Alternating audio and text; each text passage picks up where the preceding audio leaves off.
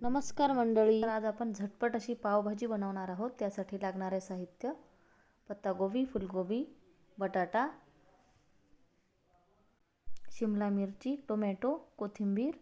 या सर्व भाज्या स्वच्छ धुवून आणि चिरून घ्यायच्या आहेत. मी या भाज्या पूर्ण स्वच्छ धुतल्या आणि चिरून घेतलेल्या आहेत.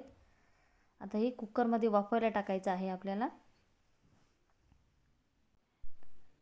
मी अगोदर कुकरमध्ये डाळ टाकलेली आहे तुरीची. त्यानंतर सर्व भाज्या टाकायच्या आहेत आणि 4 ते 5 शिट्ट्या काढून घ्यायच्या आहेत. सर्व भाज्या आणि डाळ एकत्र शिजवली तर व्यवस्थित शिजतात. त्यानंतर फोडणीसाठी लागणारे साहित्य: आलं, लसूण, कांदा, हिरवी कांद्याची पात, कोथिंबीर. आता आपल्या भाज्या व्यवस्थित शिजलेल्या आहेत. हे पूर्ण व्यवस्थित एकजीव करून घ्यायच्या भाज्या. त्यानंतर फोडणीसाठी थोडंसं तेल घालायचं आहे पातेल्यामध्ये.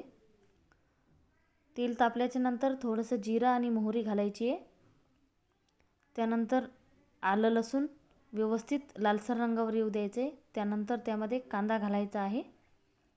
त्यानंतर हिरवी कांद्याची पात घालायची आहे.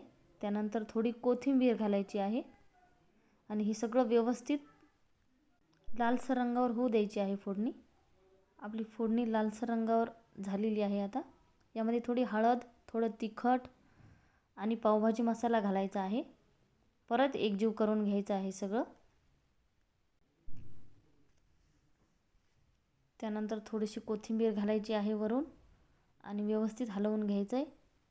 आणि आपण शिजवलेल्या सर्व भाज्या यामध्ये घालायच्या आहे.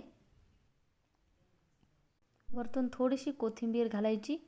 त्यानंतर चवीनुसार मीठ घालायचं आणि भाजीला उकळी येऊ द्यायची आहे. छान आपली पावभाजी तयार झालेली आहे.